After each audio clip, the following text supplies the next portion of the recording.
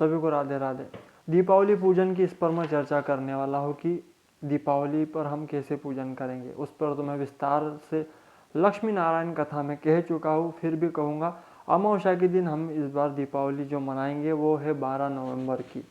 12 नवंबर की कार्तिक मास की जो अमावस्या होंगी उस दिन हम दीपावली मनाएंगे। मान्यता है इसी दिन राम जी अयोध्या में लौटे थे और अयोध्या को सजा दिया गया था, दीप उत्सव मनाया गया था। इसी दिन माता लक्ष्मी की प्राकट्य का वर्णन है। माता लक्ष्मी इसी दिन समुद्र मंथन से निकली थी, इसलिए भी ये दिन शुभ है, विशेष है।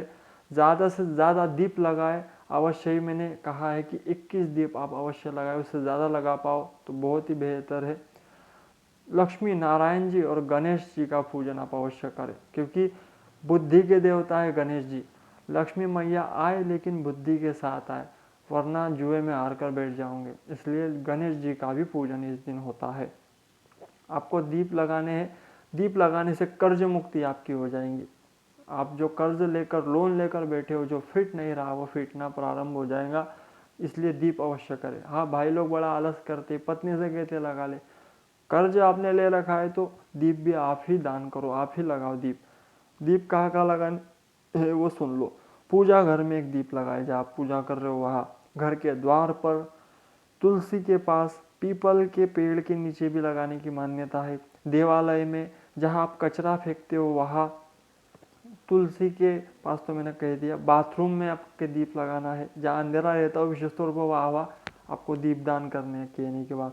मुड़ेल पर, दीवार पर, चौराहे पर भी दीपक लगाया जाता है। खिड़की के बाहर भी आप दीप लगाए, और यम के नाम से और पितरों के नाम से अवश्य दीप लगाए। जहाँ आप पीने का जल भर कर रखते हो वहाँ दक्षिण दिशा की तरफ मुख करके, या एक आप अपने आंगन में या छत पर अवश्य ही दक्षिण दिशा की तरफ मुख कर कर दीप लगाए।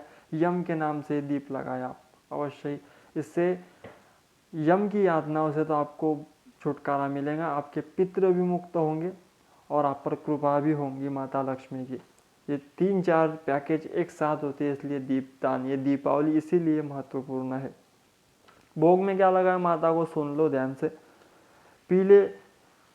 पीली या सफ़ेद मिठाई माता को भोग में लगा सकते हो। मिष्ठान में बादाम, हलवा, बतासे, पान माँ को भोग में लगाए।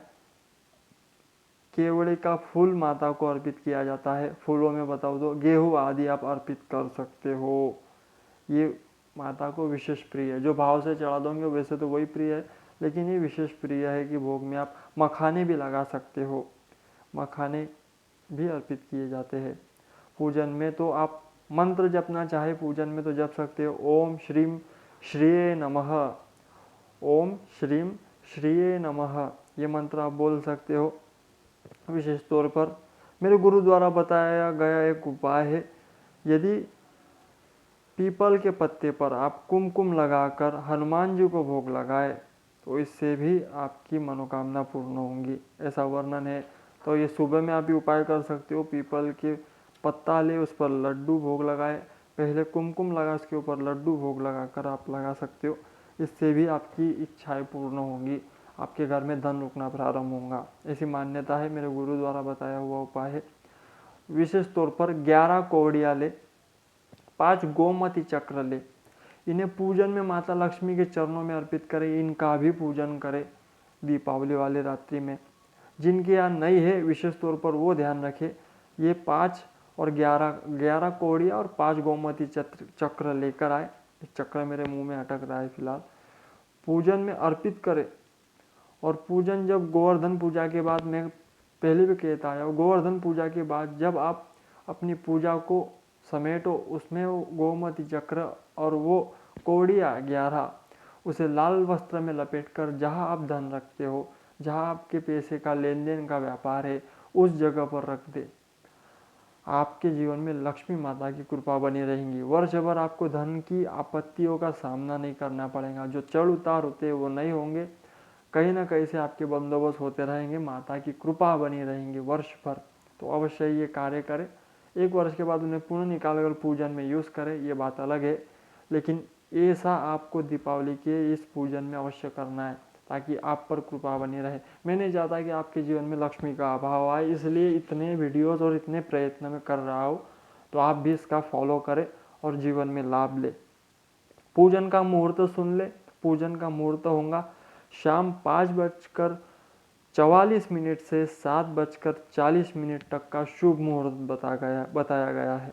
पंचांगानुसार 7:44 से 5:44 से 7:40 तक शुभ मुहूर्त है। कई लोग रात्रि में पूजन करेंगे तो उनके लिए भी मुहूर्त है 11:49 से रात्रि में 12:31 तक का जो मुहूर्त रहेगा उसमें आप पूजन कर पाओगे। रात्रि में भी, रात्रि में जब अवश्य करना, कम से कम 1 बजे तक थोड़ा कष्ट जीवन में सह लो, आपको इसका लाभ प्राप्त होगा।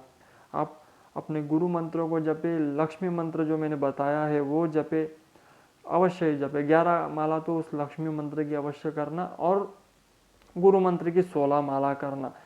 आलस मत करना, दूसरे दिन ज़्यादा सो लेना, लेकिन अवश्य ये जाप करना, क्योंकि ये अवसर बार बार नहीं आते। ये सिद्ध रात्रियाँ है।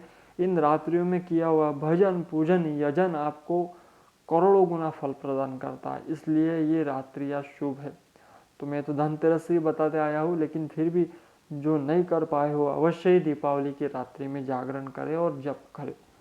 सभी को माता लक्ष्मी की कृपा आप सब पर बनी रहे, उसकी मैं प्रार्थना करता हूँ। माता लक्ष्मी से निवेदन करता हूँ, लक्ष्मी नारायण सहित आपके घर में बसे, भक्ति, धर्म और ऐश्वर्य की वृद्धि आपके जीवन में हो, यही प्रार्थना। सभी को शुभ दीपावली, दीपावली की ढेर सारी शुभकामनाएं।